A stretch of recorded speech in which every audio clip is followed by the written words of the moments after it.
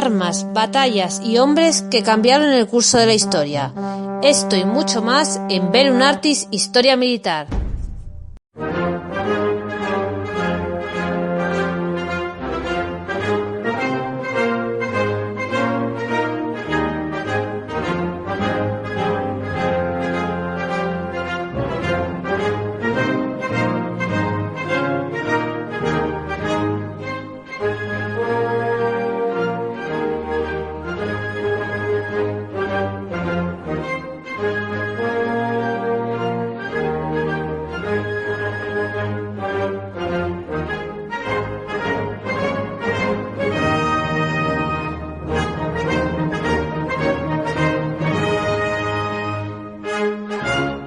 Las autoridades españolas han llevado a cabo una campaña para justificar la posición que han adoptado sobre el Sáhara Occidental, en violación de sus obligaciones legales, morales y políticas, como potencia administradora del territorio, que pesan sobre el Reino de España, hasta que finalice la descolonización del Sáhara Occidental.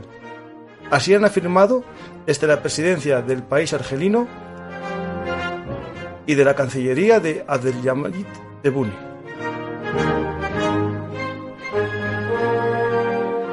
Hola amantes de la historia, hoy no vamos a viajar en el tiempo, sino que vamos a conocer la actualidad que nos pilla más de cerca, vinculados a la geopolítica, geoestrategia y espero que no a la historia militar futura. Nos vamos a hablar de Argelia, la tormenta geopolítica, gas, Marruecos y diplomacia. Para ello contamos con la ayuda de un viejo amigo de Bellum Artis, pero antes os recuerdo que si os gustan nuestros programas y queréis que sigamos contando historias de forma independiente, siempre basándonos en el rigor y también en el amor a la historia y a los hechos que van a ser historia como la actualidad, nos podéis apoyar en nuestro sistema de micromecenazgo en patreon.com, también en iVoox o también en YouTube. Y nada más que esto, vamos a empezar nuestro viaje al país vecino de Argelia. Para ello contamos con la ayuda de nuestro amigo Pedro Villanueva. Hola Pedro, ¿qué tal? Muy buenas noches, Paco, ¿cómo estás? Bien, hoy no vamos a hablar del Festival de la Cosecha, tu libro que recomiendo a todo el mundo, una novela histórica, porque está basada en hechos reales, que nos lleva a una matanza de la Segunda Guerra Mundial, la matanza de Majdanek, que tenemos un programa muy bueno que recomiendo a la gente que no se haya adentrado recientemente en Bellum Artis, que lo escuche.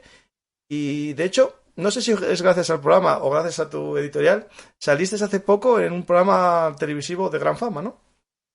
Sí, bueno, por ahí estuve en Cuarto Milenio ahí con Iker Jiménez y la verdad que fue una experiencia muy interesante. Pero mira, surgió todo de un artículo que publiqué en ABC sobre los hechos de la matanza y bueno, al final, pues fíjate, la deriva me llevó a Cuarto Milenio. Así que encantado. Además, el libro ya va por la tercera edición y siendo un humilde, bueno, escritor iba a decir, pero no, un humilde que le gusta escribir, pues mira, pues estupendo, ¿no? Que llegue la historia a mucha gente, Paco.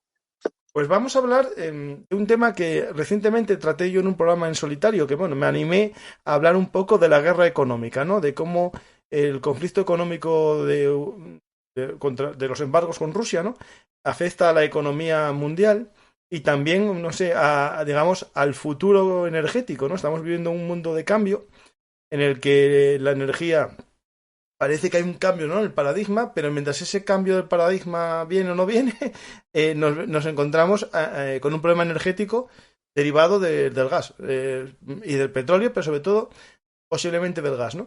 Y hablaremos de la importancia que tiene este hidrocarburo, ¿no?, gas natural, en la relación con Argelia. Hablaremos más adelante de ello, pero también vamos a hablar de algo que a ti te interesa mucho como politólogo que eres, que son las relaciones políticas internacionales, también incluso internas de los países, que pueden producir cambios geoestratégicos o geopolíticos, ¿no?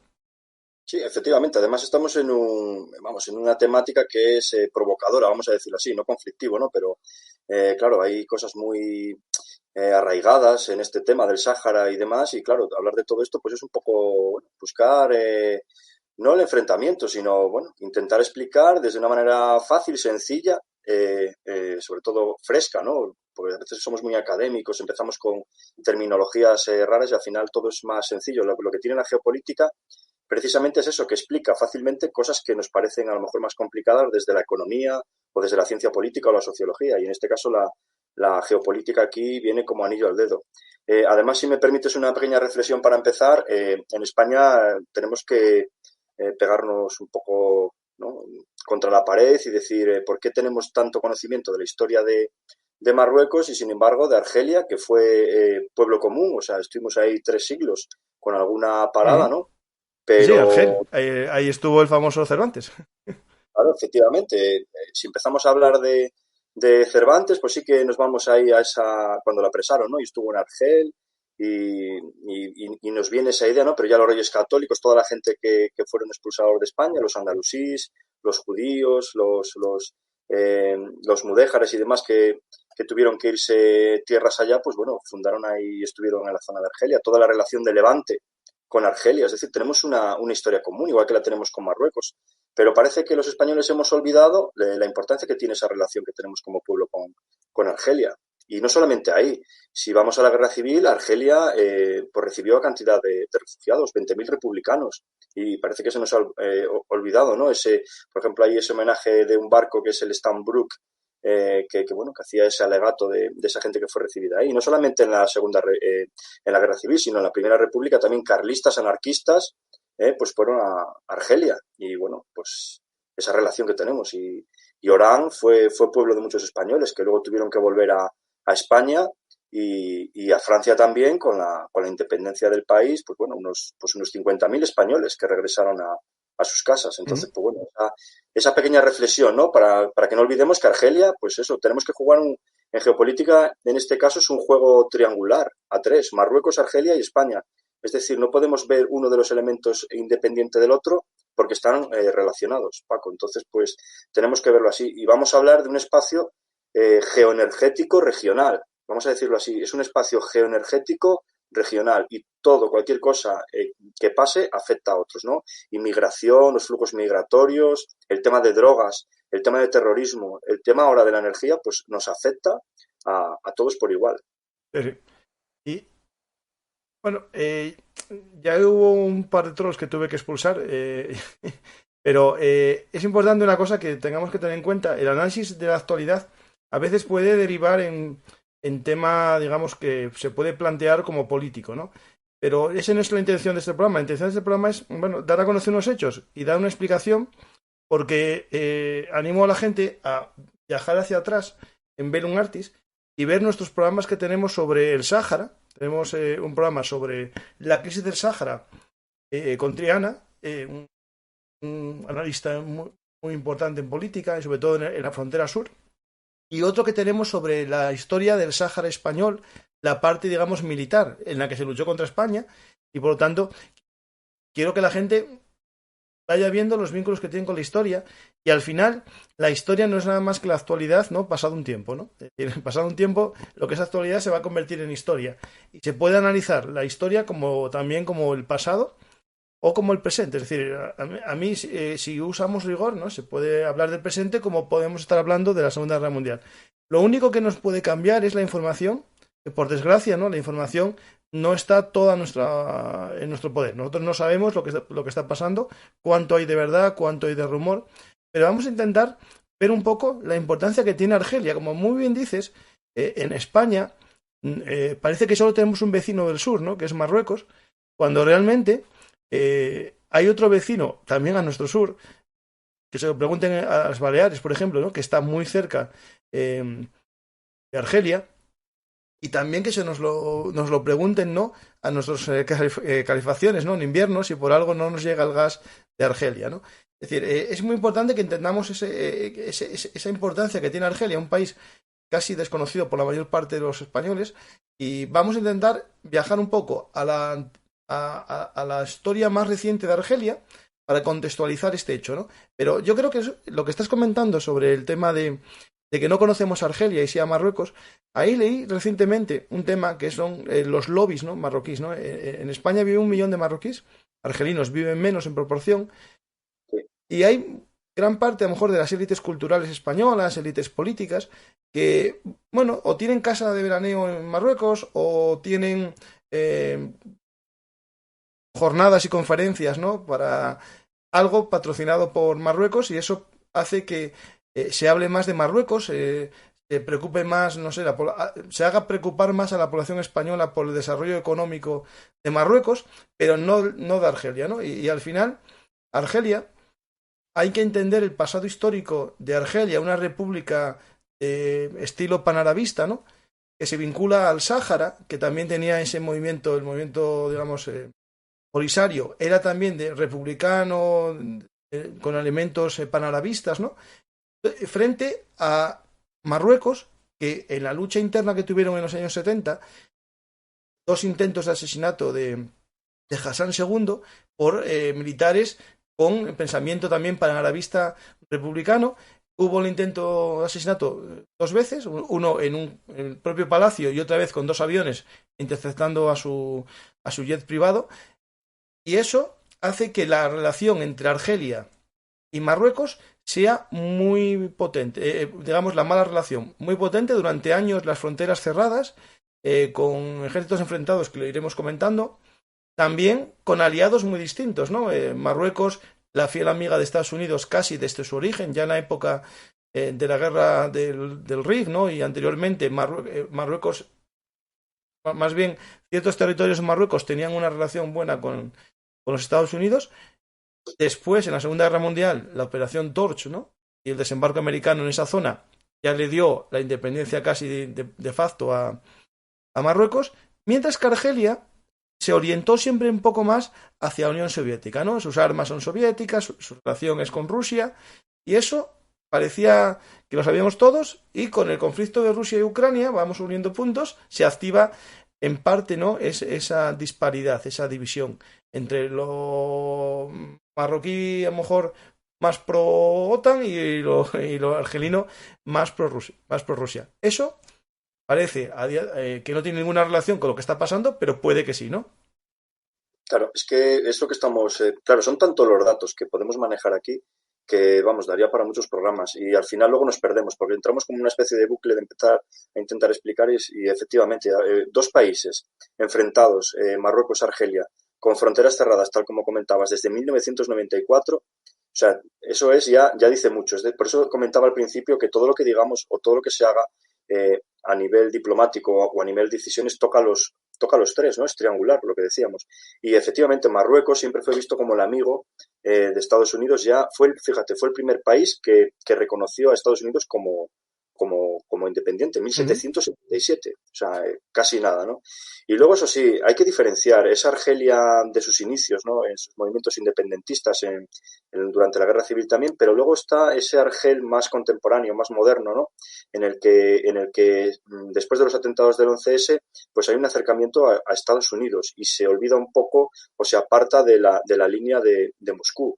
Entonces, pues bueno, lo bueno que tenemos en España es una cosa que juega a nuestro favor, es que no tenemos ningún tema colonial en Argelia, entonces podemos ser un buen país para poder decidir esto. Eso sí, las decisiones que tomamos nos van a pasar factura. Yo creo que hay mucho que no conocemos, tal como decías tú, y que cuando salga todo a la luz y demás, veremos por qué ese cambio de tendencia de España, porque tiene que haber algo más. No puede ser porque a cualquiera caiga en la cuenta que Marruecos es un país pues que no tiene recursos energéticos como Argelia. La relación nuestra con Argelia es de recursos energéticos y un país como España que depende en el 78%, el 78% depende de recursos exteriores. Si lo comparamos con Francia, el 70% de sus recursos energéticos los tiene cubiertos con la energía nuclear. Sí. O sea, dependientes 100% de la energía. Y este giro, este cierre a la traída de gas de Argelia y este cierre de relaciones con Argelia, pues es un problema y de los grandes, que además en este momento de crisis energética, más todavía. Entonces, bueno, hay que dirimir todo, hay que ir mirándolo y con lupa. Ahora, claro, de tener a Gali y entregarlo a Argelia para que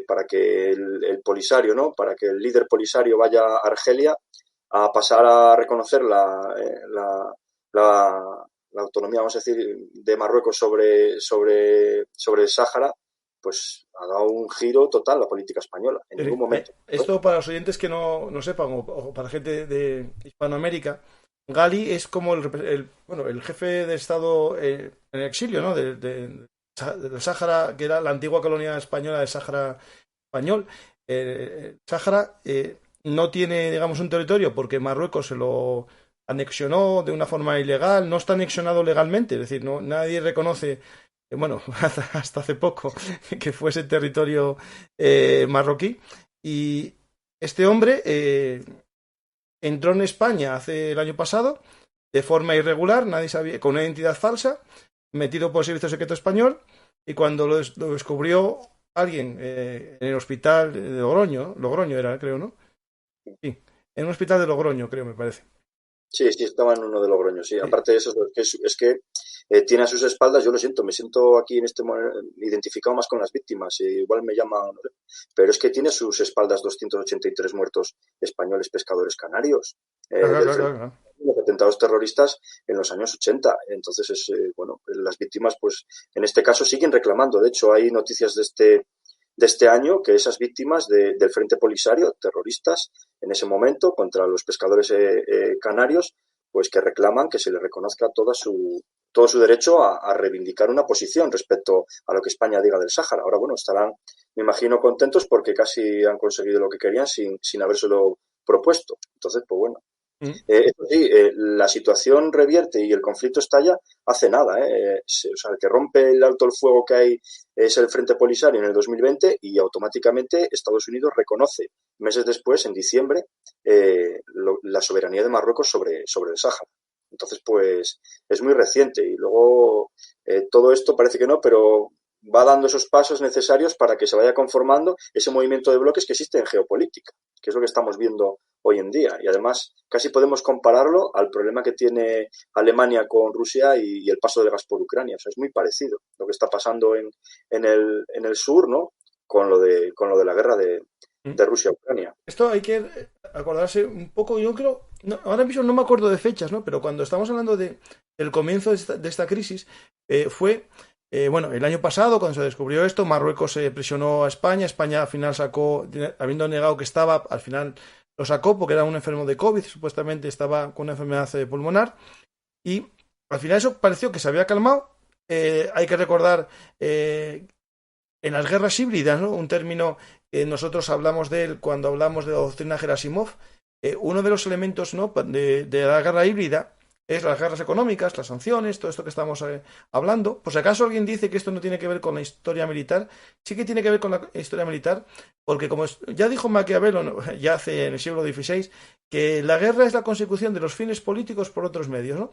Al final, no entendemos la política, la diplomacia, no entendemos las guerras. Las guerras no son solamente cuántos carros de combate estallan en un día, qué cañón tiene un arma, sino entender el porqué de las guerras, ¿no? Es decir, ¿qué nos lleva a una guerra? Y básicamente las guerras a día de hoy a veces se combaten en los despachos, se combaten con una llave de un gasoducto, ¿no? Es decir, o con una presión migratoria, ¿no? Es decir, el momento aquel que estamos hablando, Marruecos, pues abrió sus puertas, literalmente, puestos fronterizos, a la población marroquí que estaba en una crisis económica debido al COVID, a los años de cierre, casi 2 años de cierre de fronteras, ¿no?, por el COVID. Una válvula, ¿no?, de escape de la presión social fue presionar a España en su valla de Ceuta y Melilla, y posteriormente, ¿no?, esto es así, posteriormente cuando se llegó a un cierto acuerdo se relajó, pero durante casi un año la frontera española con Marruecos estuvo cerrada incluso el año pasado, el verano del 2021, para la famosa operación retorno o paso del estrecho, ¿no? Cuando los marroquíes y argelinos que vienen, bueno, en este caso sobre todo marroquíes, porque los argelinos no pueden pasar de Marruecos a Argelia, vuelven a sus casas, ¿no? En verano se cerró el puerto, todos, supuestamente por el COVID, menos el de Marsella, que sí permitía directamente desde Francia llegar a Marruecos. Eso fue, digamos, la primera fase, ¿no?, de esta guerra diplomática, cuando Marruecos era el que atacaba. Y sin saber muy bien, los españoles nos levantamos un día de que nuestro gobierno, ¿no? Pues reconocía la autonomía o la posible autonomía dentro de Marruecos del territorio del Sáhara. Algo que desde la independencia, que ya contamos en un programa con Joaquín Peñablanco, desde la independencia frustrada, ¿no? Porque cuando España marcha ahí en el 75, supuestamente, viene la Marcha Verde, España no combate, lo contamos todo en el programa, ¿no? El que lo quiera conocer, que vea el Sáhara español, y en YouTube o en iVoox. De repente, pues viene Marruecos, se apodera del territorio y España, como potencia colonizadora, siempre defendió un referéndum, ¿no? Para saber cuál iba a ser el futuro del Sáhara, si Sáhara independiente o Sáhara marroquí. Y de hecho España siempre defendía que el referéndum se hiciese con la población, ¿no?, que vivía en el Sáhara en el momento de la independencia, es decir, con los que tenían DNI español, Documento Nacional de Identidad Español, y sus descendientes, ¿no? Eso excluía a la población marroquí recién llegada. ¿Qué sucede, Pedro? Que de repente, no sabemos por qué, España dice, no, reconocemos la autonomía dentro de Marruecos. Ese cambio, ¿no?, como politólogo y persona que lleva estudiando la política durante mucho tiempo, ¿cómo lo podemos entender? ¿O lo dejamos para el final y nos metemos en la historia de Argelia? No podemos tocarlo. Además, estoy de acuerdo contigo que todo lo militar tiene relación con la ciencia política y con la sociología y con la economía. O sea, está todo relacionado. Mismamente, si hacemos una comparativa, ¿no?, de lo que se están gastando los dos estados en recursos militares y la diferencia abismal que hay ahora mismo del gasto militar de Argelia sobre el de Marruecos, pues ahí estamos hablando de ciencia política, de economía y también de tema militar, con lo cual estoy de acuerdo contigo totalmente y tenemos que no solamente ver lo que dices tú de armamento o tanques o aviones o submarinos y demás, sino decir el por qué, ¿no? El por qué se compran esos aviones, por qué hay ese aumento de gasto militar, etc. Y se mira desde la ciencia política. Este cambio radical yo creo que deriva un poco de la presión de Estados Unidos. Yo creo que Estados Unidos, en cierto modo, pues no nos llevamos bien con ellos ahora mismo. Las relaciones diplomáticas están flojas. España quiere tener influencia en el mundo. Ahora mismo no es ni una potencia casi de tercera categoría, por decirlo así, a nivel diplomático y a nivel relaciones con Estados Unidos. Y esas presiones, pues creo que han sido las culpables de que haya este cambio de tendencia. Eso se comenta. El problema de todo esto es que ha entrado demasiado directa la política, ¿no? La decisión política en primer término, digamos, el presidente del gobierno. ¿Por qué? Porque hasta ahora todos los problemas que había y se producían entre España y Argelia o España y Marruecos se arreglaban diplomáticamente. Y en este momento, ahora mismo, la diplomacia ha pasado a un segundo plano. Hemos visto que en ningún momento hubo ningún acercamiento diplomático, no nos dieron posibilidad de elegir, posibilidad de pensar, posibilidad de replantear. No hubo reuniones a tres bandas, no hubo reuniones a dos, no hubo reuniones secretas, que sepamos, y fue una decisión automática, con lo cual a mí me suena un poco eso, a presiones. Ya veremos en qué queda, ¿no? Pero es lo que decimos, es por culpa de esa tormenta geopolítica que estamos viviendo en Argelia y lo que estamos viendo ahora con Rusia y Ucrania. Yo tengo por aquí anotada el tema de la tormenta porque, hay que pensar que salimos un poco de lo que es el post-COVID, ¿no? De la crisis COVID y en ese momento, pues claro, hay una oferta, una fuerte demanda de recursos energéticos y esa fuerte demanda de recursos energéticos, pues claro, supone que haya un aumento de precios y todos sabemos un poquito por dónde va esto. Pero, ¿qué es lo que pasa? Que las empresas energéticas también están dejando de invertir en explotación. Ha bajado la inversión en explotación y estamos en un hándicap terrible, ¿no? Pedro, hay que añadir una variable que es muy interesante. Ahora hice un programa la semana pasada, el viernes pasado, que se llama La guerra económica, ¿quién gana? Y yo dije que perdíamos los consumidores, ¿no? El pueblo. Y ahí hablas muy bien, ¿no? Del post-COVID, el aumento de la demanda, la menor extracción de petróleo, pero también algo muy interesante que son las refinerías. Las refinerías estuvieron paradas durante el COVID porque no había casi producción de combustibles porque estaba muy bajo en muchos países. No se hizo mantenimiento. En Marruecos, la mayor refinería de Marruecos se paralizó porque no se hizo gasto y es que personalmente conozco gente, se les echó a todos los trabajadores extranjeros por el tema del COVID, no se mandaron mercancías porque estuvieron cerradas las fronteras y básicamente durante un año se abandonó los proyectos de renovación de las refinerías. Claro. Eso cuando llega después el tema de esta producción no dan abasto a producir porque no hay suficiente capacidad debido a las obras. Y después algo más interesante. Las petroleras están abandonando el petróleo porque hay un límite de 2035, ¿no? Todo ese límite de hidrocarburos, y eso hace que al final las petroleras estén derivando a otros tipos de energías, por ejemplo, a placas solares, fotovoltaicas o lo que queráis. Eso hace que las propias petroleras no refinen y no mejoren sus refinerías. Y eso hace que, junto con una cosa interesante, que es la devaluación del euro frente al dólar, estemos pagando la gasolina más cara que en el 2007 a un precio mayor. En el 2007 llegó a $180 el barril y ahora está a 120. Estamos pagando casi el doble. Mira, te voy a dar un dato que lo tengo aquí anotado porque me parecía súper interesante. El gasto de capital de ese cambio que tenemos que hacer ahora de energía fósil a renovables supone que en el año 2014 se gastaban 800.000 millones de dólares, ¿vale? En ese cambio, en esa inversión para todo esto. Y ahora mismo se está invirtiendo la mitad, 400.000 millones de dólares. O sea, fíjate el bajón de inversión, y eso es uno de los puntos importantes de esta tormenta. Pero mira, te cuento, hay recuperación de esa demanda que hablábamos. Un invierno especialmente frío, ¿vale? Luego, la velocidad del viento ha sido más lento de lo normal en Europa, con lo cual las renovables pues no suplen todo lo necesario, ¿no? Luego, unos problemas de producción enormes en el Mar del Norte, la guerra de Ucrania, la crisis con Argelia del Sáhara. Luego, la producción de Estados Unidos también está afectada, primero por la tormenta de febrero en Texas, el ciberataque de Colonial, el huracán Ida. Es decir, imagínate, de 790 pozos de gas por rotura de capas y demás, ahora mismo hay 251. O sea, hay un desfase exagerado. Y también hay una falta de trabajadores cualificados. O sea, fíjate la cantidad de elementos que se han dado para que tengamos esta tormenta geopolítica, georrecursos, totalmente, fuera de cualquier contexto y de cualquier estudio. Es que ahora mismo hacer cábalas en esto es dificilísimo. No, y de hecho estamos en un cambio de paradigma muy extraño porque queremos avanzar hacia una agenda que es fuera de hidrocarburos, y resulta que Alemania, el país gobernado por los ecologistas, va a aumentar el consumo de carbón porque se va a quedar sin gas. Saben que en octubre, sea como sea la guerra, Rusia está vendiendo su gas a otros países, sobre todo a países China y otros, y la India, sobre todo el petróleo a la India, y saben que no va a haber suficiente gas y ya están aumentando la producción de carbón. El gas que nos llega de Estados Unidos está hecho con fracking. Y hoy salió una noticia, ya, claro, esto al final, la propaganda, ¿no? Los lobbies de presión, ya están también, todo en la vida tiene mil vueltas.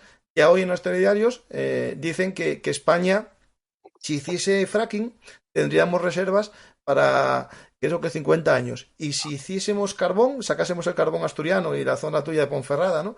Yo soy hijo de minero no, hijo de minero, mi padre fue unos años, pero mi abuelo fue minero toda su vida.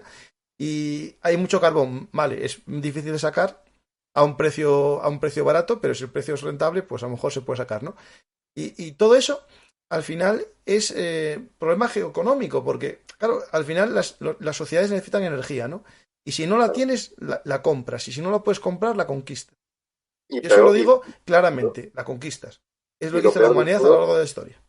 Y luego si sumamos la fuerte demanda que tiene ahora mismo Asia respecto al gas. Porque si nosotros tuvimos un invierno frío, ellos han tenido un verano muy caluroso. Y entonces, claro, hace falta un aumento ha habido un aumento de la demanda enorme en Asia. Pero te doy otro dato, es que los movimientos que hay ahora mismo a nivel energético en el mundo son exagerados. Simplemente una anécdota, porque no deja de ser una anécdota. Inglaterra está valorando lanzar un cable para coger energía eléctrica de las grandes plantas fotovoltaicas de solares de Marruecos. 3.800 kilómetros de cableado submarino para tener ese recurso y almacenarlo. Imaginemos que no estaremos viendo en otros sitios. Con ese dato ya nos podemos hacer la idea de esta guerra energética. Va a ser la que va a marcar la historia de los países en próximos años y muy cercanos. Pues vamos a empezar este programa de Argelia. Creo que lo mejor que nos des una pincelada un poco de Argelia, ¿no? No nos vamos a ir muy, muy atrás en el tiempo, pero bueno, darle un toquín, que hablamos un poco de España, ¿no? Y su presencia en Argelia. A ver, hablábamos de esa historia común, ¿no? Y luego tenemos ese punto de partida, si te parece. A mí me gusta ir ahí, ¿no? Porque si no nos vamos muy atrás y sería las relaciones que tuvo Argelia con Franco. Franco fue un jugador, un trilero estupendo, porque por un lado apoyaba, digamos, el movimiento de independencia de Argelia y por otro lado apoyaba a los que querían que esa independencia no se llevara a cabo. Es decir, tenía ese punto que tenía miedo y pensaba que cualquier petición de independencia llevaba detrás un comunismo exacerbado y por eso apoyaba también a ese movimiento francés que era contrario a la independencia, ¿eh? Entonces Franco jugó con eso y fue como un trilero, ¿no? Eso sí, el primer gran pacto de gas que se hace entre España y Argelia lo hace Franco en 1975, un pacto de 20 años de gas, ¿eh? O sea que fíjate dónde empieza y dónde se empieza a gestar todo lo que es la relación con Argel, claro, la relación económica y de recursos que tiene, ¿no? Luego hay una crisis muy potente, 77-78, por tapar, digamos, un poco a Argelia y dejarla fuera de esos pactos secretos que hubo con el reparto de lo del Sáhara y dejarlo bajo la administración de Marruecos y de Mauritania. Ese fue un punto también de inflexión bastante fuerte en lo que fue la política entre Argelia y España, ¿no? Mira, ahí es un dato interesante, ¿no? Para entender un poco lo del Sáhara, ¿no? Porque, claro, el Sáhara, claro, todo el mundo me viene a la cabeza Marruecos, ¿no?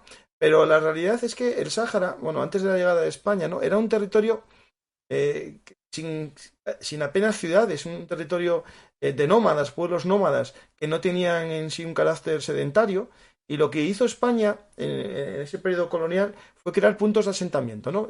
Le costó incluso vincular a los clanes a un territorio. Eran bastante móviles y básicamente andarían esos pueblos que ahora llamamos saharauis, ¿no? Al principio del siglo XX, por territorios de la actual Mauritania, ¿no? Ese territorio, porque si no, la separación geográfica con Marruecos está muy marcada, porque históricamente la zona marroquí está más o menos marcada, ¿no? Pero Mauritania, el Sáhara Español, Argelia, Mali, son territorios que durante mucho tiempo estaba Francia como colonia y eran abiertos, se movían unos pueblos de un lado para otro, ¿no? Y al final yo creo que cuando Argelia ve la independencia del Sáhara, ve en peligro un tema que es muy importante para él, que es la salida al océano Atlántico. Sí, Y sí, ahí sí. entramos en geoestrategia, ¿no? La importancia, a día de hoy solo hay 50 kilómetros de frontera argelina con el Sáhara Occidental, pero a pesar de eso, que es pocos kilómetros, Mauritania es el que más tiene, eh, es esencial para su Para la salida, claro, salida al claro. mar. Es decir, Estamos viendo en Rusia, estamos viendo en Rusia, el Báltico, cualquier movimiento que haya que tengamos en este punto, vamos, es increíble. En las antiguas repúblicas yugoslavas, la parte que tiene de mar Serbia, igual. O sea, es que todo es salida al mar y mover recursos, es así. Además, en esa crisis que te comentaba del 77-78, Argelia toma la decisión de apoyar, ahora nos parecerá hasta de risa, ¿no? Pero el movimiento de independencia canaria. Apoya a los independentistas canarios y, de hecho, bueno, hay un movimiento que intentan asesinar en Argelia a uno de los representantes de este movimiento independentista canario, policía española, servicios de secretos de policía española. O sea, los movimientos que había geopolíticos ahí eran enormes, con ¿Mm? en ese contexto. Pues vamos a viendo un poco esa Argelia, ¿no? Que se independizó, ya tiene más o menos un estado potente, digamos, porque tiene gas, empieza a tener relaciones internacionales para vender su gas, pero hacia los 90, ¿no? Más o menos por ahí, esos gobiernos bueno, bastante autoritarios, ¿no? No podemos decir que fuesen democráticos en ningún momento de bueno, a lo mejor justo en la independencia, pero no es un país que, digamos, como Túnez, que tuvo periodos democráticos, eh, ellos anduvieron siempre como una especie de república autoritaria, ¿no? De corte panarabista. Y hay un momento en el que se abren a un sistema electivo, ¿no? Y yo estoy hablando de oídas, ¿eh? Y de recuerdos. Tú lo tienes más preparado. llega en unas elecciones al poder un partido de corte islamista, ¿no? El FIS, sí, efectivamente. Tenemos que, o sea, España reconoce a Argelia como país en 1962. Para llegar a ese reconocimiento, Argelia pasa por pues, ese movimiento que había revolucionario contra el colonialismo francés, que hemos hablado de él y demás. Y hasta ese momento, digamos que lo que hay, pues bueno, es un gobierno socialista, que no comunista, y que integraba ligeramente lo que es el tema del islamismo. Hay que tener en cuenta que tanto Marruecos como Argelia son sunís, de mayoría miliquita, y lo comparten los dos. Es curioso, las diferencias luego entre Argelia y Marruecos no son tan grandes, ¿no? Pero ¿qué pasa? Que no están de acuerdo, hay un golpe de Estado y entra otro gobierno más socialista, pero sin integrar a los islamistas. Y ahí se empieza a gestar un poco lo que es el germen de los movimientos de Al-Qaeda, etc., que empiezan a reivindicar que la religión tiene que estar presente en la política. Y ahí es cuando en las elecciones hay un miedo a que el partido islamista, salga elegido, como así es, porque al final es elegido, y los militares deciden tomar el poder. De hecho, España, en ese momento del gobierno socialista, no se atreve a condenar, vamos a decir así, el golpe de Estado, y al final acaba, pues eso, gobernando el que, bueno, que conocemos casi todo, que es el Bouteflika. Bouteflika, sí. Exactamente, que es esa guerra civil que, bueno, que muchos nos acordamos, empezó en el año 91, el 26 de diciembre, y acaba, teóricamente, el 8 de febrero del 2002. Es una guerra en la que nos llegaban aquí a España, ¿no? Noticias, por ejemplo, de decapitaciones en poblados. Un bando llegaba, mataba a todos los de un poblado que habían votado supuestamente al otro lado, ¿no? Y bueno, empezaban los islamistas matando, después llegaban los progubernamentales a otro poblado y mataban. Estábamos hablando de una guerra civil, ¿no? Esa guerra civil argelina, muy dura. No sé si tanto como la de los pies negros y la independencia con Francia, pero dura, de las más fuertes que hubo, yo creo que en el mundo árabe, desde la aparición del islamismo, ¿no? Como movimiento político terrorista, ¿no?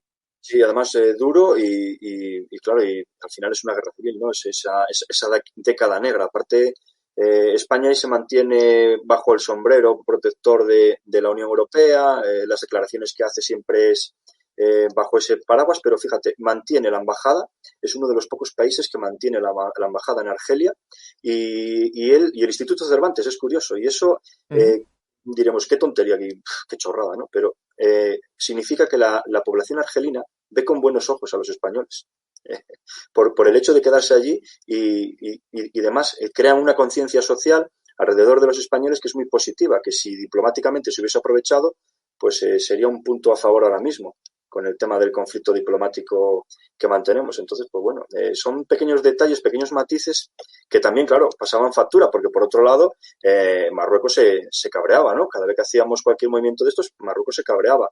De hecho, cuando se puede ver muy bien en la prensa, cuando viene el ministro de Exteriores, creo que fue en el 92 o algo así, a España de visita, es que no se comenta, porque había muy buenas relaciones con Marruecos y no se quiere comentar. Sin embargo, cuando viene Bouteflika, 5 años después o algo así, la prensa, como teníamos malas relaciones con Marruecos, saca todo esto a la luz para que Marruecos se enerve, ¿no? Y de hecho, el conflicto de Perejil, otro ejemplo, Argelia sale apoyando a España directamente, o sea, no le tiembla el pulso y sale en defensa de la soberanía de España. O sea, son pequeños matices que demuestran que esa diplomacia funcionaba. De un lado o de otro iban solucionando y solventando los problemas que había en ese triángulo entre España, Argelia y Marruecos, lo que ahora ya no está pasando.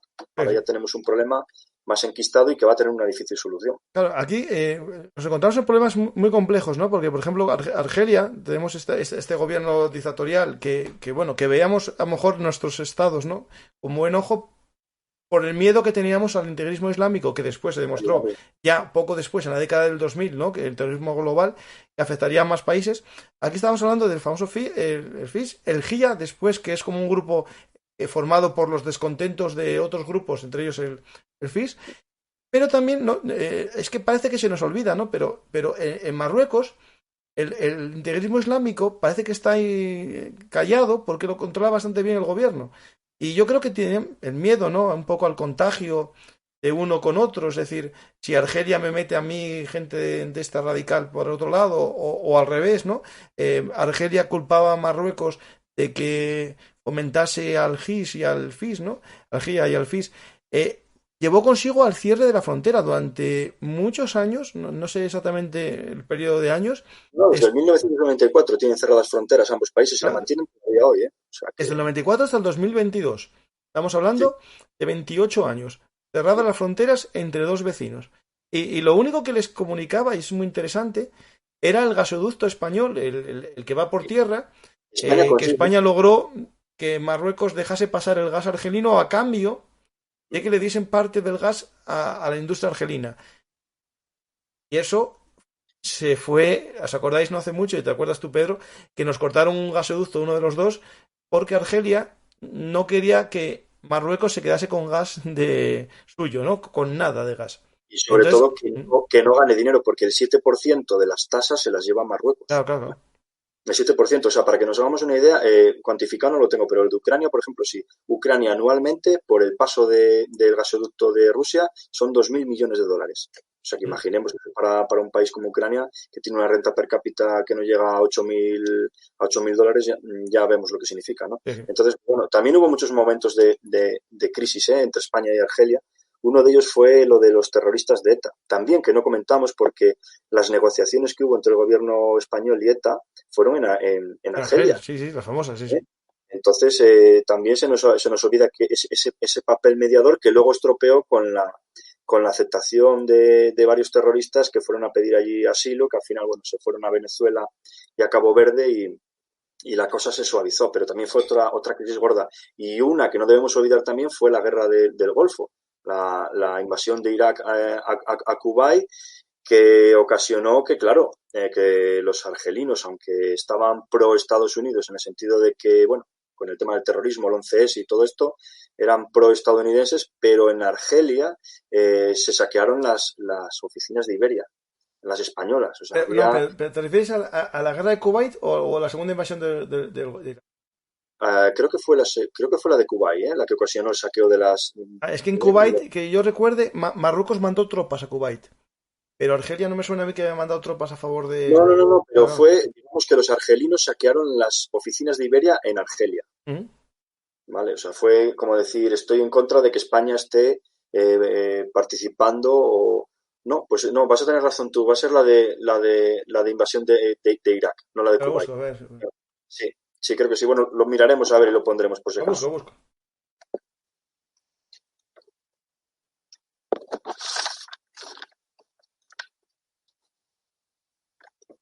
No sé muy bien cuándo, pero bueno, aparte de esto, claro, Argelia, los intereses económicos que tiene con España, el 30% del PIB del país es de estos recursos, ¿no? Y es el 65%, supone el 65% del presupuesto del Estado. Ujú. Casi nada, ¿eh? O Sí, sea, sí. no como Marruecos, que bueno, tenemos ahí intereses, pero ya no son tan energéticos, ¿eh? No, no, nosotros dependemos del gas. En algunos momentos, los medios de comunicación españoles presumían de que nuestro gas no dependía de la crisis rusa y al poco nos generamos una crisis nosotros sin saber muy bien. Sí, pero en ese momento, con la crisis, estuve también echando un vistazo a todos esos datos. Bueno, sabemos que hay dos tipos de gas, ¿no? Luego lo comentaremos si quieres, si nos da tiempo, creo que sí. El gas licuado, que tiene que ir a una baja temperatura, creo que son 162 grados bajo cero. En lo que son los barcos metaneros, hay unos 650 barcos metaneros en el mundo. ¿Y qué es lo que pasa? En ese momento España, con 48 barcos, con 48 traslados de barco de este tipo de gas licuado, pues podría hacer frente a la crisis energética de Rusia, ¿no? Pero a raíz de esto, pues imaginemos los números que tenemos que manejar ahora para suplir esa deficiencia que tenemos con Argelia. Claro, ahí han sido listos italianos que tenían una dependencia bastante más grande, porque claro, el gas que llega a Italia sí que viene una parte de Argelia, pero también otra de Egipto a través de Túnez, y aprovecharon nuestro conflicto para tirar más del gas. Ellos tienen más necesidad en ese sentido. Así que han hecho sus deberes. Y de hecho, justo unos días, el mismo día que Argelia presentaba la ruptura del acuerdo de buena vecindad, de buenos amigos con España. Bueno, con el gobierno de España es lo que dijo Argelia, no con el Estado español, rompía relaciones. Varios países europeos, entre ellos Alemania, firmaban contratos de gas con Argelia a través de Italia. Es decir, el gasoducto que une por Túnez y con Italia va a llevar gas para Italia y para Alemania. Porque es interesante que lo entendamos un poco. Voy a poner una foto para los que están en YouTube. De la red europea de gasoductos.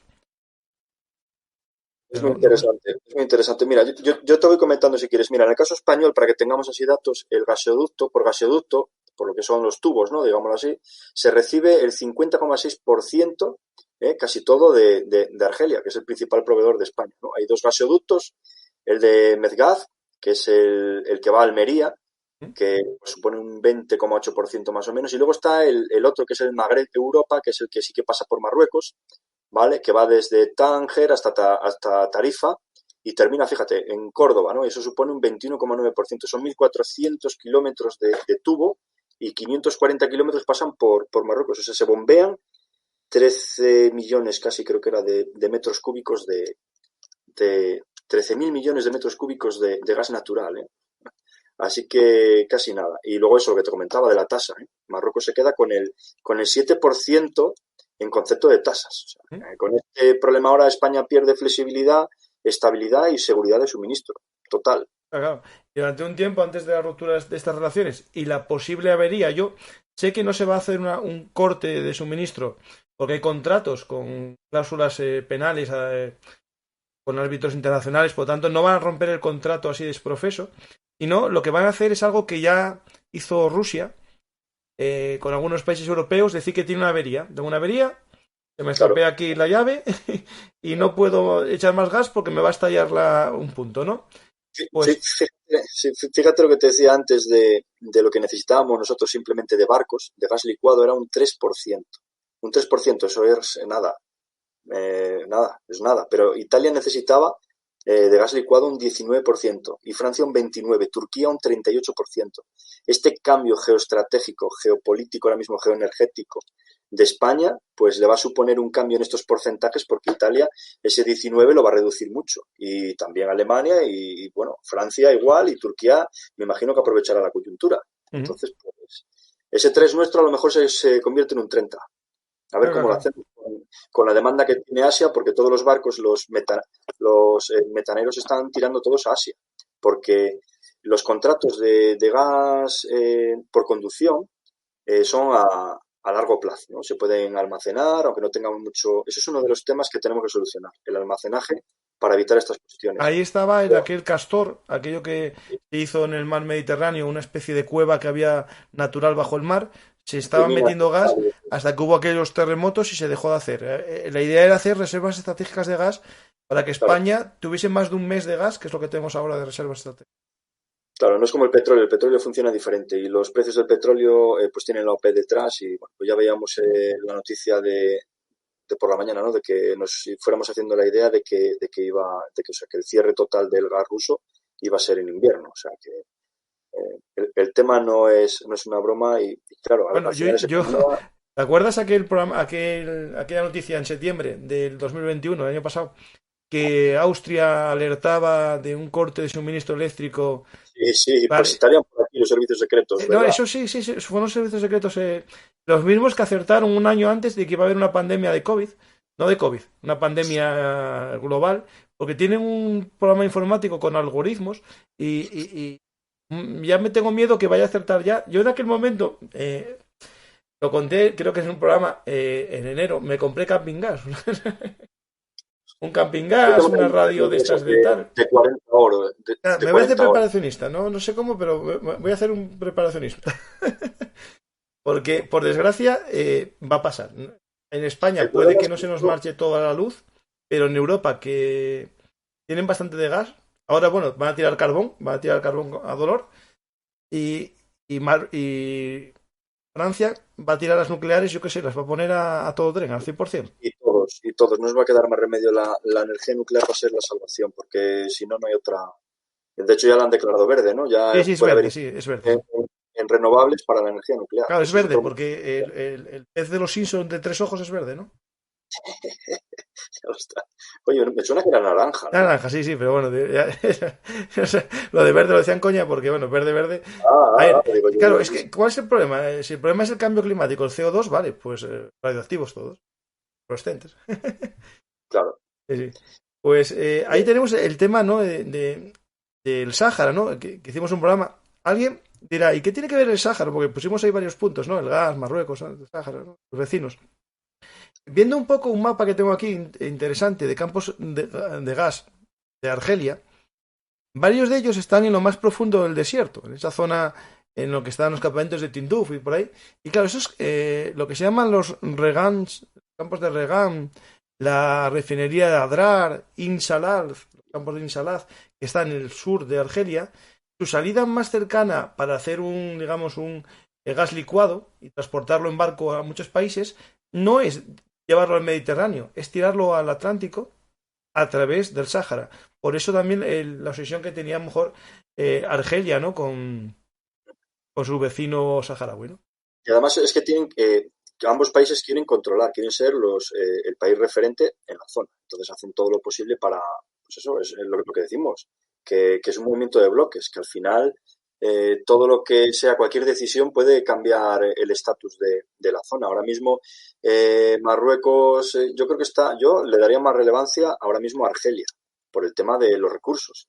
A no ser que Marruecos empezase a explotar las zonas que tiene de cobalto, que están muy cerca de Canarias, que también nos va a dar dolor de cabeza. Seguramente nos va a dar dolor de cabeza el cobalto.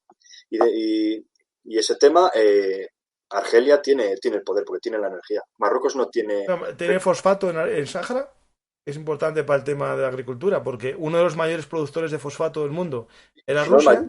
Creo que sí, y Rusia no se lo vende ya a Europa, no, mejor dicho, Europa ya no se lo compra a Rusia y Rusia se lo va a vender a otro. Y ese fosfato, que era el 20% de lo que compraba Europa, lo tiene Marruecos. Claro, lo tiene Marruecos. Y Marruecos ahora lo va a tener abierto porque, claro, si ya no se considera es un país, pues va a ser para él toda la producción. Y curioso, Marruecos tiene agua. Lo que no tiene...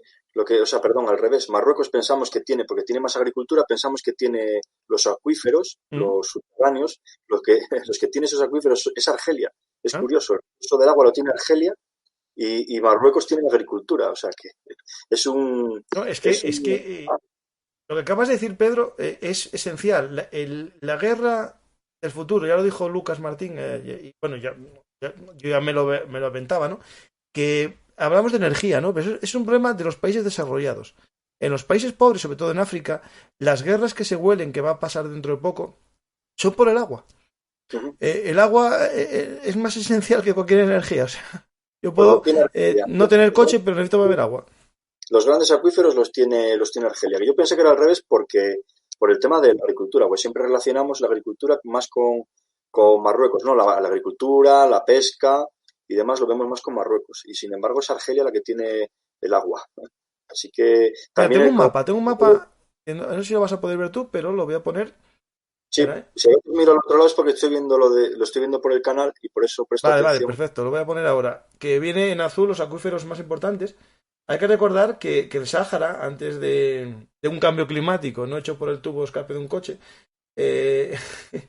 era una pradera y tenía campos, tenía elefantes, jirafas y cosas muy bonitas por ahí. Y ahora es un desierto, ¿no?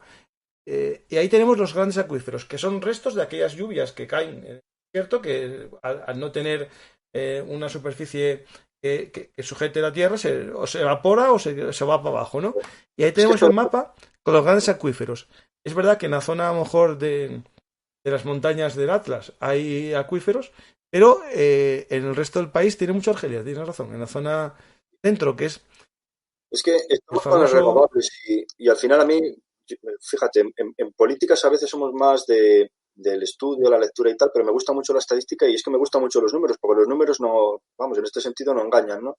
Y todo esto de las renovables supone que todo el mundo tenemos, o sea, el PIB mundial tiene que dedicar el 3% del total a este cambio de los fósiles a las renovables. El 3% del PIB mundial. O sea, nos queda mucho camino. No sé si se estará ahora mismo gastando el 0,3, el 0,4, el 0,5. Seguro que alguno de nuestros oyentes nos lo busca y nos lo dice, no lo sé, ¿eh? Pero vamos, tenemos que movernos mucho y hacer grandes cambios. Y de hecho, bueno, eso se irá cambiando y se irá mejorando. El problema es que nos va a llevar a otro cambio, ¿no? Es decir, si entramos en el hidrógeno, entramos en la electricidad, que yo no estoy en contra, ¿eh? Si es rentable, eficiente, lo veo muy bien. El problema que nos vamos a encontrar es que todo eso funciona con tierras raras, materiales raros, el cobalto es uno de ellos, el litio, nombres que yo no sé decir ahora mismo, el coltán, ¿no? Todos esos nombres, tierras raras que casi todas las maneja China, ¿no? China es el mayor productor del mundo de tierras raras, pero sobre todo el mayor productor de materias a partir de las tierras raras. Se compra tierras raras en todo el mundo, las llevan a China y allí las procesan. ¿Por qué? Porque allí, digamos, las leyes ecológicas no existen mucho. Es decir, tú cuando te compras un coche ecológico, no sabes que los componentes que tienen en China contaminaron agua, no digo 1000 litros, digo millones de litros. Porque para sacar un kilo de lo que usamos en los componentes electrónicos de nuestros coches, se ensucia, yo creo que leí la cifra, por un kilo, 10 toneladas. Es decir, se mueven 10 toneladas de tierras, se mete agua, se meten sustancias que producen una contaminación que es increíble. Es decir, hay un libro que recomiendo mucho, no sé si lo leíste. Se llama, este libro es La guerra de los metales raros, de Julian Pitron.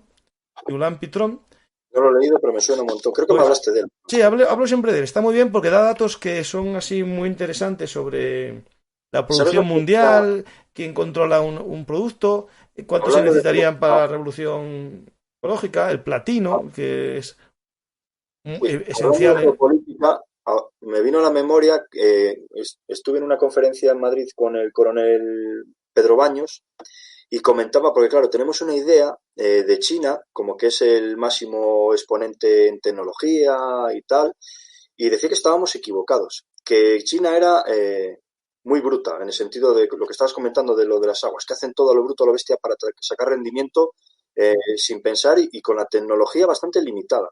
Decía que el país ahora mismo que es el número uno, el number one en tecnología, que íbamos años luz, es Israel. Eso no tengo dudas, ¿eh? Israel y que estaban por encima hasta en el tamaño de los microchips que están manejando los chinos, que los israelíes ya les han dado 1000 vueltas a esta gente. Que bueno, que sí, que China tenía el poder ese de decir voy a hacer 100 kilómetros de vía férrea en una semana, en un mes. Eso sí era el poder de China, ¿no? El de movilizar y el de poder hacer algo en un tiempo límite, ¿no? Pero que tecnológicamente Israel que invertía un montón y que se estaban llevando el gato al agua, ¿eh? Pues todo esto que estamos hablando tiene que ver al final, ¿no?, con la geoestrategia. Es decir, si un país del que dependemos, por ahora, a lo mejor es que España ya encontramos la fórmula del hidrógeno a bajo coste, ¿no? Es decir, por ahora. Mira, la fórmula, perdona que te interrumpa, pero es que la fórmula va a ser muy sencilla. Nos acaban de cerrar el grifo en Argelia. ¿Y ahora qué pasa? Y nos quedamos así, ¿no? Lo de los metaneros no va a funcionar. ¿Qué es lo que va a pasar? Que le vamos a comprar el gas a Francia y a Portugal más caro. Es decir, Argelia va a meter el gas a través de Italia se lo va a vender a Francia, y como tenemos conductos que enlazan con Francia, que yo tampoco lo sabía, con Francia y con Portugal, de gas natural, vamos a comprar el gas argelino 10 veces más, favoreciendo a nuestros vecinos portugueses y franceses. Mira, te voy a sacar yo un dato que lo usé en el programa de Guerra Económica. Vale, lo voy a sacar, es un recorte de un periódico digital que se llama Libre Mercado. Y es interesante. Durante un tiempo, justo antes de esta crisis diplomática con Argelia, ¿no?, los políticos de todos los bandos y economistas y tal, decían que España se iba a convertir en el hub, que es un término muy, muy chulo, de recursos energéticos de gas, ¿no? Es decir, íbamos a traer el gas de Argelia al resto de Europa. Y es un dato interesante esto. De las unidades de gas a nivel, un término que es el BCM, ¿vale? Es decir, como, bueno, billones de Sí, es la medida, sí. Pues ahí va la idea, ¿eh? La capacidad de exportación de gas hacia Francia es muy limitada. España tiene una capacidad de exportación teórica de unos 60 millones de BCM, ¿vale? 76 de regasificación, ¿vale? Más 23 de los gasoductos contra una demanda de unos 38. Es decir, nosotros podemos traer unos 60 y gastaríamos unos 38 más o menos. Mientras que la capacidad de exportación a Francia es de solo 7. Es decir, nuestros tubos, los que nos unen con Francia en las dos direcciones, es de 7. Por mucho gas que traigamos de Argelia y por muchos barcos estadounidenses que vengan a nuestras regasificadoras, que son el 30% creo de las regasificadoras de Europa, no podríamos exportar más gas porque la tubería, el caño, que nos une con Francia, solo pasan 7. Y para que lo entendamos, el consumo global de Europa es de 500 BCM al año. Claro. Y además el dinero que cuesta bombear, que es un dato que me dejó alucinando, un BCM cuesta 48 millones de gas por tubería, 48 millones de dólares. ¿Sabes cuánto cuesta lo que es el gasto del gas licuado en barco? 118, más del doble. Sí. O sea que para tener una idea de lo que se está manejando. Por eso lo del tema de la guerra de Rusia y Ucrania también, el componente de la salida al mar Adriático que ahora se está gestando con el tema de la adhesión a la OTAN de los dos nuevos países, va por esa vía, por esa salida que sería, comentaban el otro día en un foro que estuve hablando ahí de expertos, que era un 30% de ahorro para el país que controlara la salida al Adriático, o sea, perdón, al Ártico. Alucinante, el 30% de ahorro ahora mismo, en energía, eso es ser el dueño directamente. Del Ártico, yo parezco ya el pesado que vengo a hablar de mi libro, pero del Ártico tengo un programa también con Lucas Martín sobre el Ártico se calienta, en el que hablamos un poco de todo cómo se acortarían los viajes por el Ártico, lo que implicaría el deshielo y cómo se convertiría en algo geocaliente, muy caliente esa zona, ¿no? Es decir, y en parte por el cambio climático, pero caliente no por el cambio climático. Pues ahí, muy interesante eso que estás comentando, y lo que es más llamativo cuando hablamos de las tuberías, eso es como algo fijo, que puede el vendedor meterte menos presión o más presión y cobrarte más o menos. Pero lo interesante es lo de los barcos, que tú lo comentaste antes, el hecho de que los barcos, como se hacen contratos incluso con una cláusula penal, ¿no? Es decir, imagínate que yo te vendo un barco, ese barco sale de Argelia hacia España y a mitad del mar recibe una llamada telefónica, y esto es real, esto en enero ya pasaba, nos lo contaba Lucas Martín en un programa, que recibía una llamada de teléfono y decía, por favor, ese barco que vaya hacia el canal de Suez y se dirija hacia China, porque China pagaba mucho más por el gas. Y le salía rentable al armador, al dueño del gas, pagar la multa de penalización del contrato que estaba establecido y ganaba el doble. Entonces nos quedamos a veces sin barcos durante el camino. Otro dato que a mí me asusta y me aterra, desde que empezó la crisis de la guerra de Ucrania y demás, el gas licuado ha subido un 400%, ¿vale? Y el que llamamos de tubería, ¿no? El del gasoducto ha subido un 500%. O sea, qué barbaridad, ¿no? Pero luego si nos vamos a lo que son las empresas, los lobbies y demás, las grandes empresas, ¿no? Hace 10 años se llevaban más o menos un 11% de beneficio, ¿vale? Ahora se están llevando un 22% de beneficio en menos de 10 años. En este primer trimestre están diciendo que ya están ganando casi la mitad de lo que ganaron en todo el año pasado. O sea, una barbaridad de números y al final aquí esto, pues, lo hablamos un día, creo, que lo comentamos, la inflación como tal, en la Segunda Guerra Mundial, Inglaterra pagó los gastos de guerra con la inflación, con lo recaudado de inflación. La inflación es un elemento estupendo para recuperarse en las crisis, y siempre que hay una gran crisis o algún tipo de cambio económico potente, está detrás la inflación. Los estados recurren a la inflación y yo estoy convencido que, no quiero decir que hay manos negras ni nada de esto, ni voy a empezar ahí con rollos raros, pero sí que hay un gran componente de que tienen conocimiento de estas cosas y que hace falta para recuperar la economía, porque si no, que según la teoría tuya la inflación puede crear un aumento de la riqueza. O sea, no es que no es aumento de la riqueza, No, pero es sí que que... normalmente, a ver, la inflación se produce por un aumento digamos, hay dos inflaciones, ¿no? La inflación normal, que sería en la lucha de la oferta y la demanda, los precios suben, pero también está la famosa estanflación. La estanflación, que es cuando la economía está paralizada, que es parecido a lo que nos podemos encontrar en breve, ¿no? Una subida del 1%, uno con tal, y hay una subida de precios sin saber el porqué. Lo decía la FED hoy, ya lo decían, que había una contracción, seguramente que vendría una contracción normal. Pero no, yo estaba diciendo que la inflación es como un recurso de los estados Sí, sí. para recaudar y recuperarse de las crisis económicas que sufren en un momento determinado. O sea, ¿Ah? que a ellos mismos les conviene, en cierto modo, una inflación, vamos a decir, controlada para poder recaudar y poder Claro, claro, a ver, recuperar. una inflación con los impuestos indirectos aumenta la recaudación, con los impuestos directos, que son, por ejemplo, el IRPF, ¿no? El IRPF, ¿no? Que es indirecto, perdona, con los directos, que es el IVA, aumenta la recaudación, hidrocarburos y tal, que va por ahí, aumentaría con el consumo. El tema cuál es, que si la inflación sube, aumenta la recaudación siempre que no se produzca una cosa, que es el aumento de los costes laborales, es decir, Y los salarios, claro, los hablando salarios, claro. y sobre todo las pensiones, ¿no? Y sobre todo, claro, eso es cierto, Porque sí, sí. es Si, si una los bola que va sueldos no suben, sobre todo los sueldos de funcionarios no suben y aumenta la recaudación vía inflación, las cuentas pueden cuadrar mejor, sí, eso es cierto, sí. Sí, sí. Y además hoy Biden hizo un anuncio muy interesante. Va a quitar los impuestos directamente durante 10 días a los combustibles. Bueno, y justo hoy España anuncia el 5% de IVA. Qué cosas, ¿eh? Pero los americanos lo retiran directamente. Sí, 10 sí. días de relax sin impuestos. Eso está muy bien. Es una purga buena. Yo lo veo muy bien. Tenían que hacerlo aquí.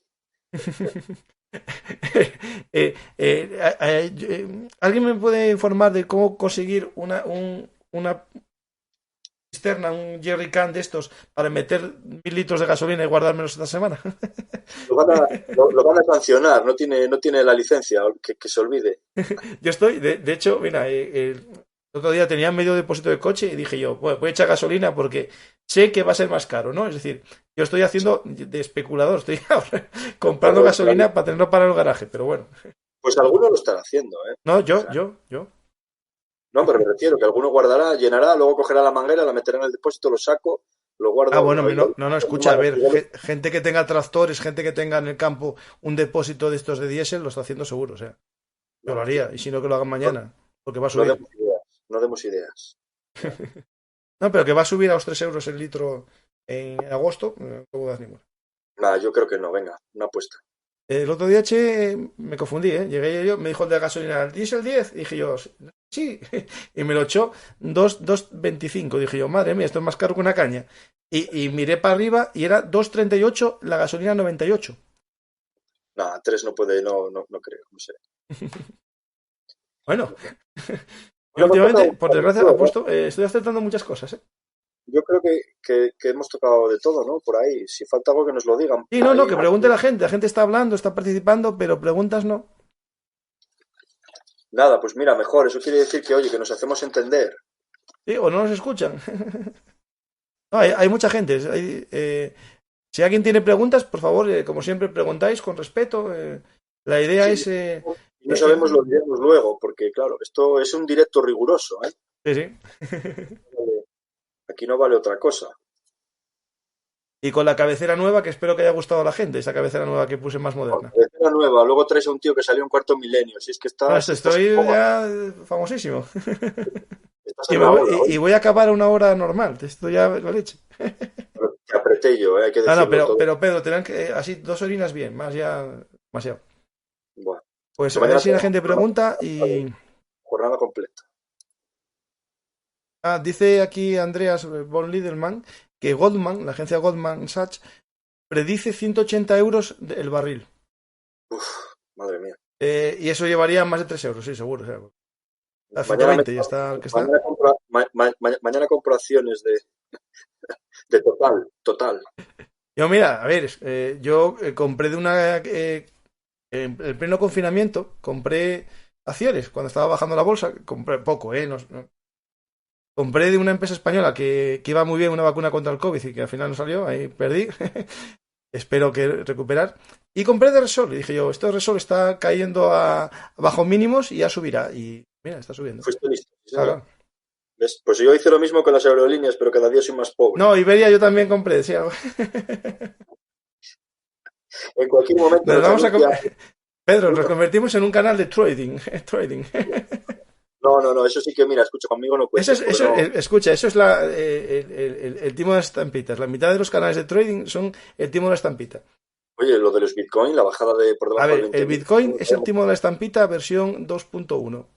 Bueno, pero fíjate, al final hay gente, vamos, que ha hecho el agosto con esto, ¿eh? Vamos, yo soy muy precavido, tengo diversificada la cartera en 4 cosas, muy poquito dinero, lo que me sobra del ahorro, que es muy poco, y demás. Y Ah, vale. lo Mira, tengo ahí. hay una pregunta, Pedro, que yo también hay que diversificar en todo. Yo estoy contigo. Hay una pregunta que no sacamos el tema, que es la guerra militar enconada, ¿no? O encristada, ¿no? Entre Marruecos y Argelia.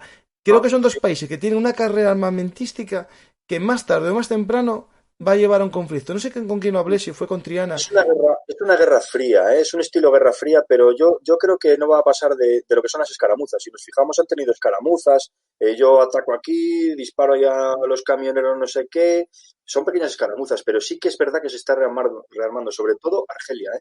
Y creo que te mandé por ahí Sí, un lo estoy gráfico, poniendo ahora mismo para que lo vea la gente, sí, sí. Vamos a dar ponlo por... cifras, las leo yo más o menos. Sí, sí, más o menos si lo describes un poquito, yo Sí, en el en teléfono el no sé. 2001, por ejemplo, Marruecos gastaba 1.600 millones de euros y Argelia 2.358 millones de euros, que La suponía más diferencia o menos, para que nos hagamos una idea, es en alta. Marruecos el 3,71% del PIB y Argelia el 3,82%. De Si esos nos fijamos, 1.600... sí, sí, perdona, el gráfico de arriba que ponen las barras rojas y verdes, Sí, el verde es Argelia, fíjate, ¿eh? sí, no, y se Se ve ve. gráficamente muy bien la diferencia, sí, sí, sí. Y de los 1.600 millones que gastaba Marruecos en el 2001 al 2019 subió a 3.300, casi lo triplicó, casi. Mientras que Argelia, de 2.300 millones de euros en armas, pasó a 9.000 millones. Es que es una Ahí, barbaridad. una barbaridad, hubo inflación, Y ahora van a pero no gastar más. tanta para que subiese tanto el precio de las armas. Y ahora van a gastar más, porque si te fijas, ellos, las bajadas en los últimos años, si te fijas en el gráfico, hay una bajada porque es la crisis COVID y claro, como no hay ingresos de energía, no tienen recursos, lo que habíamos hablado, ¿no? De la importancia que tiene en el PIB del país, casi un 60% del gasto viene de ahí, o sea, del ingreso, perdón. Y entonces, si nos fijamos ahora con esta crisis energética en la que la energía es más cara, Argelia va a aumentar más todavía el gasto, eso vamos, seguro, el gasto armamentístico y Marruecos no va a poder tirar de ese gasto armamentístico porque no tiene recursos Claro, como claro, justo. Argelia. Sí. Sí. Entonces la diferencia militar va a ser mayor aún. Sí. De hecho, el tema este del precio tan alto de los combustibles, ¿no? De la energía.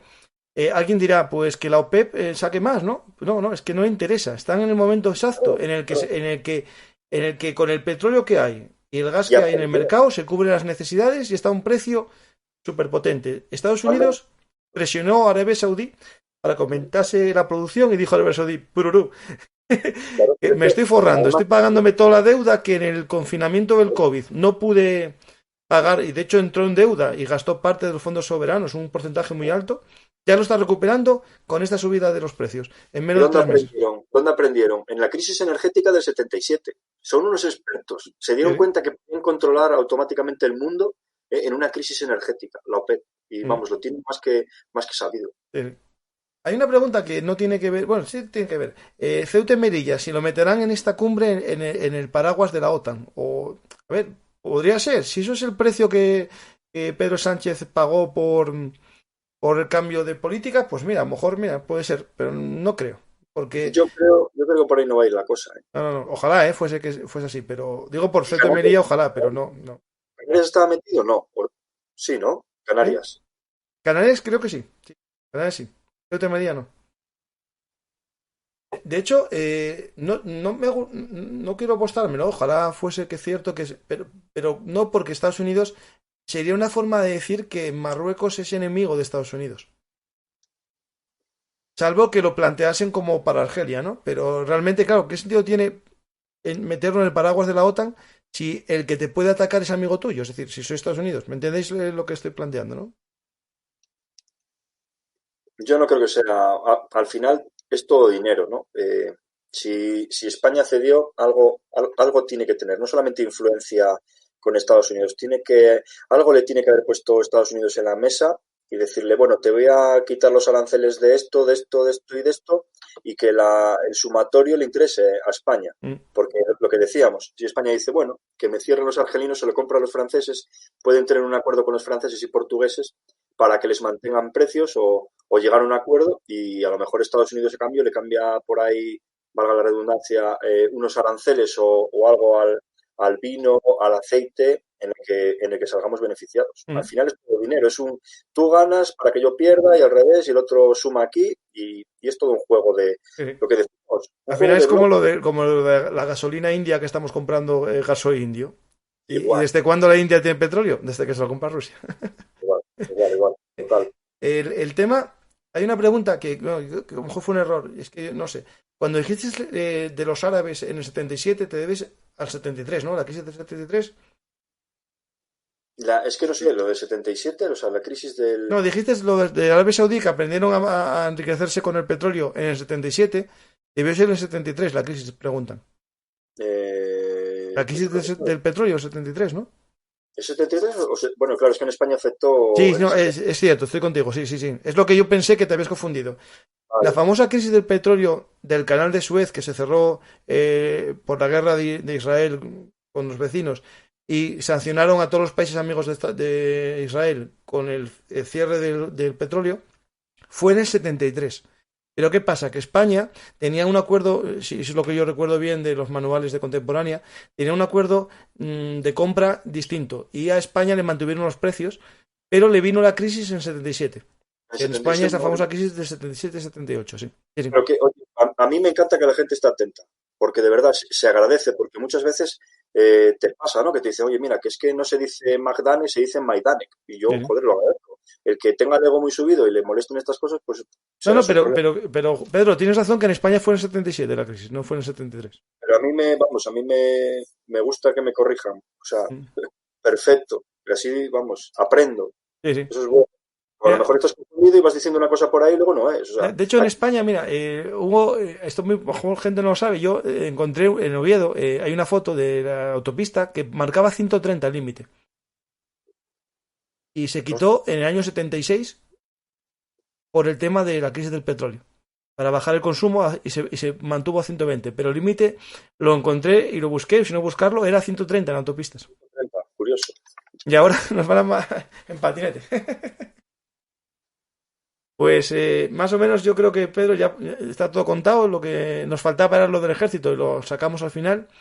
Voy a ver si hay alguna pregunta más que haya quedado por ahí en el candelero. Bueno, no hemos entrado, podríamos haberlo alargado mucho, pues empezando a decir los nombres de las conducciones que hay o los que yo... Pero es que yo creo que eso, o sea, al final lo que intentaba era que la gente, no sé, igual que tú creo, ¿no? Que tenga un concepto general y que tenga un poco de idea, lo que decías tú, ¿no? Caminar sobre el pasado para hacer presente, ¿no? Proyectar futuro, las tres cosas. Y al final, si te metes mucho, el que quiera investigar, yo siempre digo lo mismo, a lo mejor hay un tema que te gusta más. Me gusta el tema de la independencia de Argelia, pues métete y indaga y sobre todo que vean los programas que tienes porque algunos están, vamos, logrados, ¿no? Lo siguiente. Y dan datos, pero bueno, es que a veces te pones a estudiar, es mejor ver un programa de este tipo que te quedan muchas más cosas que metiéndote en un tema ahí de estos pastosos. Y es más llevadero. Yo creo que sí. De hecho, yo aprendo cada día. Cuando me preguntan, Paco, ¿cuánto trabajas haciendo los programas? Dije yo no trabajo, yo disfruto. Esto es hablar con gente, aprender, en vez de estar abriendo la tele. Pues, Pedro, muchas gracias. Vete pensando tu tema para volver y vamos viendo un poco vueltas sobre geopolítica, geoestrategia. Tenemos unas teorías, ¿no? Y vamos a hablar de...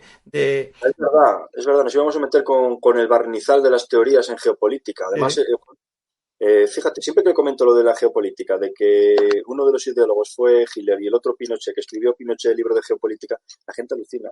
Y es que es un tema que, eso sí, no me gusta, porque estamos volviendo otra vez a darle fuerza a una palabra que es geopolítica, que estuvo denostada por la relación con el nazismo. Y era mejor hablar de relaciones internacionales. Pero ahora está geopolítica, Es que claro, la definición, a mí me gusta la definición como tal, ¿no? Lo que decíamos, geoestrategia, geopolítica. Además, ahora hay uno que es el nuevo geofeminismo, desde el punto de vista del poder de la mujer y de las mujeres desde los puestos de poder. El geofeminismo de Margaret Thatcher, el geofeminismo de Evita Perón, la zarina de Rusia. O sea, ver la geopolítica desde el punto de vista femenino. Está muy interesante. Pero voy a recomendar, no sé si se me fue la conexión porque me salió una cosa muy rara aquí. Pero bueno, espero que no se haya ido a conexión porque me salió, voy a mirar un momentín, ¿eh? Me salió un aviso de conexión perdida. No, con la gente de aquí no. Estamos aquí. Que yo creo que está bien. Vale. Recomiendo a la gente que vea el programa que hicimos, que hizo Pedro, yo aquí molestando un poco, que se llama Geopolítica, ¿qué es? De estar proscrita a las tertulias de la tele. Creo que os va a gustar, va a salir dentro de poco en formato podcast para los que no nos ven en YouTube. Y es muy interesante porque, bueno, te da un choque de realidad con lo que acabas de decir y mucho más. Y quedamos pendientes de hablar de las teorías que hay. O ejemplos de guerras geopolíticas, de esas teorías que habíamos hablado de la potencia marítima frente a la potencia continental. Es interesante para, bueno, a lo mejor está vieja, comparado con estas nuevas con perspectiva de género, pero las teorías realistas de geopolítica, a lo mejor podemos un día hablarlo y es más cansada, ¿vale? Es más de así, más académica y tal, pero bueno, le podemos dar ahí algo, un toque fresco. Fíjate, como anécdota, y así ya me despido, cuando hablaba con Pedro Baños también, le preguntaba con el coronel, que por qué geopolítica de repente, porque apareció, yo creo que fue el primero que empezó así en la televisión y en los medios, el cuarto. Y decía que fue una idea de la editorial, no vamos a decir el nombre, no vamos a hacer publicidad, pero fue la editorial la que le propuso a él hacer algo de geopolítica. O sea, que no salió de él de repente empezar a hablar de geopolítica, por eso es curioso. Me parece muy interesante, porque a veces como un recurso que está olvidado, lo coge, pues eso, un redactor de una editorial y se lo pone a un personaje que cumple el perfil y lo saca adelante. No, a ver, los encargos y tal son así. Es decir, mucha gente escribe libros como yo porque tengo una idea en mente y a ver si la logro algún día, y otros porque tienen un encargo y al final mueven su cabeza para lograr el objetivo de escribirlo, ¿no? Totalmente. Pues yo creo que está la misión cumplida. Esperemos que no nos corten el gas. Y sobre todo que no haya una avería, es decir, porque es lo que me temo, es decir, una avería, una bajada de presión y lo siento, todo este gas lo tengo que sacar por Italia. Disfrutar el verano, que el invierno viene frío y oscuro. No, yo viendo lo que dijo el gobierno austriaco ahora, lo dijo esta semana, y el alemán, que todo el mundo guardase en casa 10 días de comida. Yo lo hice ya una vez con el COVID, por desgracia acerté. Yo estuve confinado una semana antes del resto de España, ¿no? Pero no trabajo, por desgracia.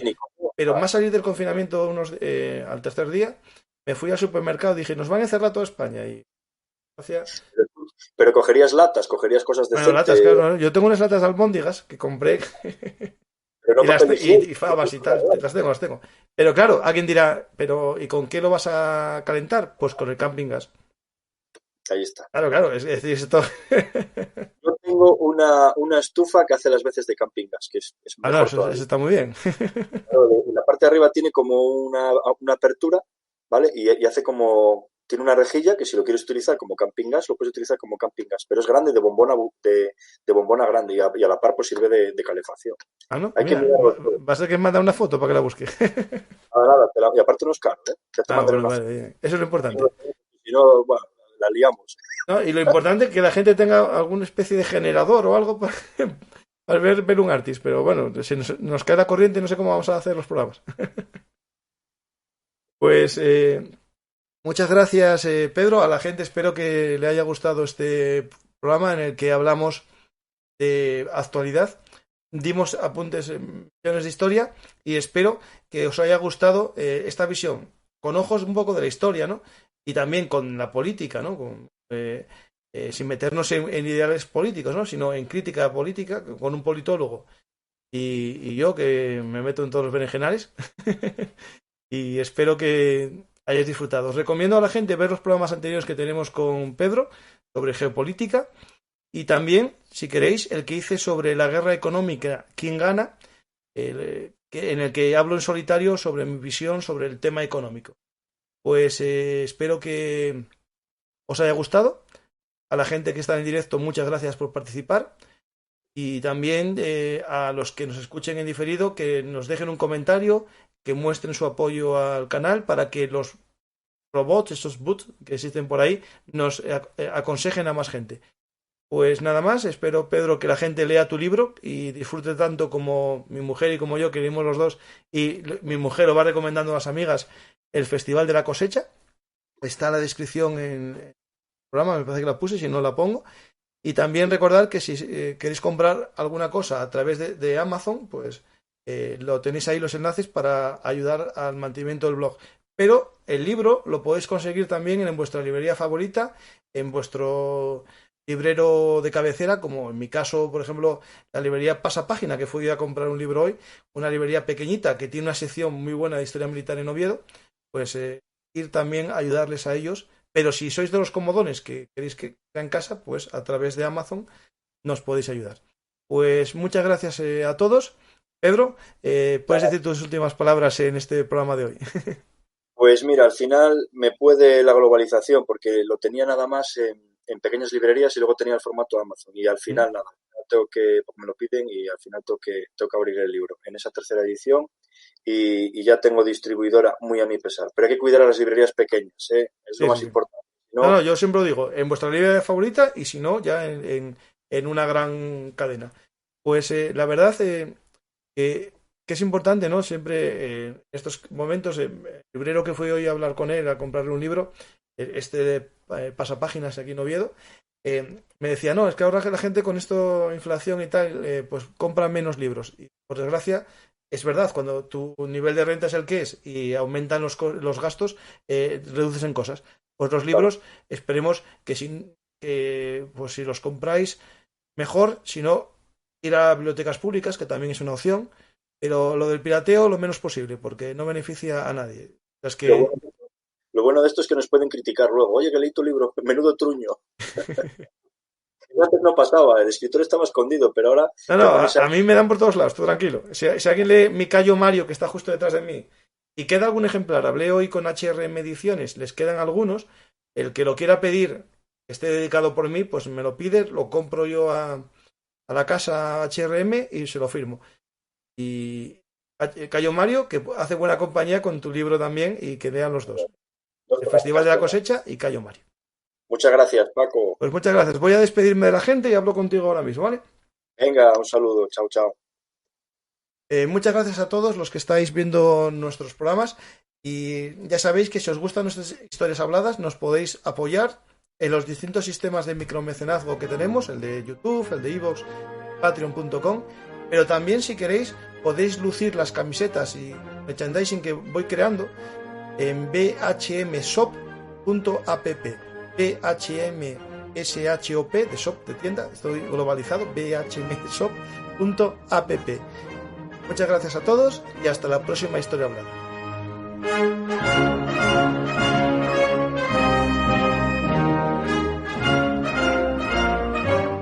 Hola amigos de la historia militar. Si os ha gustado este contenido, por favor apoyadnos en iVoox, YouTube o Patreon.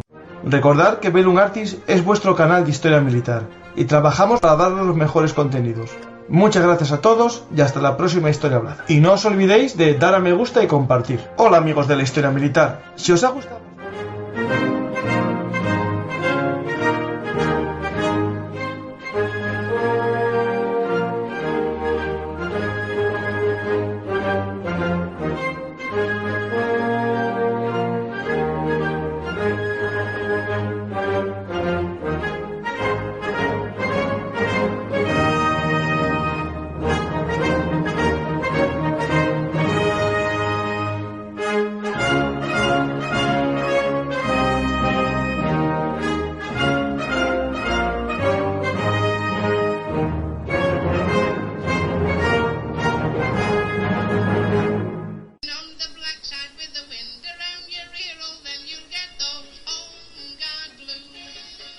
Ya sabéis, Bellum Artis, historia militar es historia hablada. Estamos como siempre en todas las redes sociales, pero recordar, ahora nuestra dirección es bellumartishistoriamilitar.blogspot.com. No os olvidéis, Bellum Artis es el blog de la historia militar. Muchas gracias.